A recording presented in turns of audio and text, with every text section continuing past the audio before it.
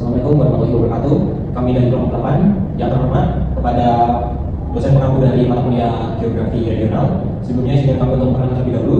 Nama saya Iman Dwi Rahadja dengan yang terakhir sebagai ketiga. Selanjutnya, Nama saya Rizky Maharani Fitranti dengan IMAN 137. Nama saya Luar Kasih dengan IMAN 139. baik, setelah kami perkenalkan terlebih dahulu, selanjutnya kami mengambil kajian dan menganalisis di daerah DKI Jakarta Pusat. Judul yang kami gagas yaitu analisis dan tantangan urbanisasi daerah modern. Sebenarnya dari Jakarta Pusat ini, DKI Jakarta Pusat ini bukan cuma sekedar daerah kota yang secara administratif saja, tetapi DKI Jakarta Pusat ini menjadikan daya tarik atau gravitasi ekonomi dan politik dari sekitar atau daerah sekitarnya. Dan DKI Jakarta ini kenapa dia menjadikan pusat gravitasi, karena DKI Jakarta ini adalah ibu kota dari negara kesatuan Republik Indonesia. Mengapa kami mengambil DKI Jakarta? Itu dikarenakan DKI Jakarta ini mempunyai informasi yang cukup banyak dan bisa kita kaji melalui studi literatur, jurnal ataupun buku dan sebagainya. Sebenarnya DKI Jakarta ini mewarisi jejak masa lalunya sebelumnya yang bernama Batavia. Tapi sayangnya di masa sekarang itu pembangunan kotanya sangat masif dan memiliki dampak bagi lingkungan sekitarnya di daerah DKI Jakarta untuk jangka panjangnya. Selanjutnya akan kami bahas di area.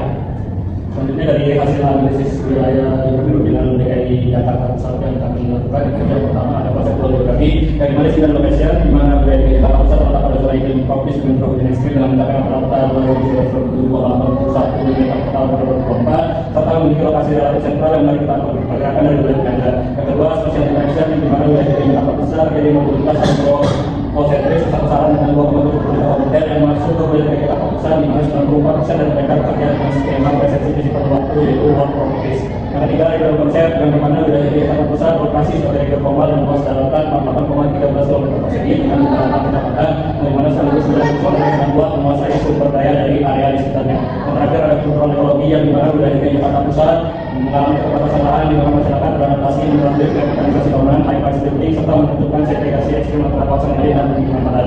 Yang kedua ada karakteristik wilayah di mana wilayah DKI Jakarta Pusat ini prinsip praktisnya topografi diarahkan sangat datar di mana rata-rata PPL dan bangun di atas endapan sedimen dan struktur tanah geologi yang berat dan belum termampakkan secara sempurna. Yang kedua, demografis untuk wilayah DKI Jakarta Pusat yang memiliki densitas penduduk luar biasa tinggi di mana populasi malam hari itu menempati lahan efektif seluas 48,13 km persegi. Yang terakhir ada sistem transportasi di wilayah DKI Jakarta Pusat di mana sangat bergantung pada kabupaten penyangga seperti Kabupaten Bogor, Bekasi dan Kota Depok di mana hampir 80% pergerakan harian masih mengandalkan kendaraan pribadi itu ada 24. Yang terakhir ada permasalahan wilayah DKI Jakarta Pusat di mana permasalahan pertama yaitu adalah urbanisasi dan kemacetan di mana infrastruktur wilayah DKI Jakarta Pusat jalan gagal mengabsorbi volume kendaraan dan komuter di mana menciptakan perubahan lalu lintas yang parah dan menggunakan kualitas hidup tidak polusi. Untuk permasalahan kedua yaitu subsidence dan banjir di mana wilayah DKI Jakarta Pusat itu ekstraksi yang sangat masif untuk bangunan komersial mengakibatkan hilangnya tekanan hidrostatis tanah memicu hembusan secara mekanis yang mempercepat laju intrusi air laut. Untuk materi selanjutnya disampaikan oleh saudari Gaskai. Kemudian di sini ada solusi berbasis SDGs, yaitu penerapan transit oriented development atau TOD yang masuk dalam SDG 11 dan 12. Di sini ada mengembangkan kawasan campuran yang padat di sekitar stasiun transit seperti MRT untuk memaksimalkan mobilitas jalan kaki dan menyediakan hunian vertikal terjangkau bagi masyarakat berpenghasilan rendah di dekat area transit guna mencegah urban sprawl dan menekan emisi karbon dari mobilitas komuter harian.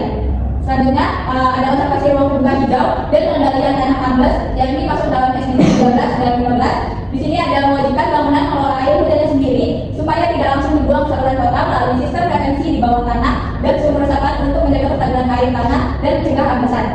Kemudian ada merubah ruang kelatan menjadi ruang publik terpadu ramah anak yang berfungsi sebagai peredam panas kota dan sekaligus menjadi spot penyerap air untuk mencegah banjir.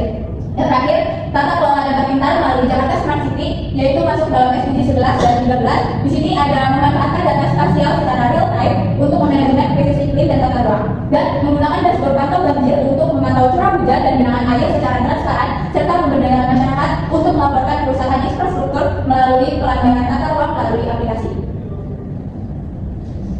Sekian presentasi dari kelompok 8, kurang lebihnya mohon maaf. Wassalamualaikum warahmatullahi wabarakatuh.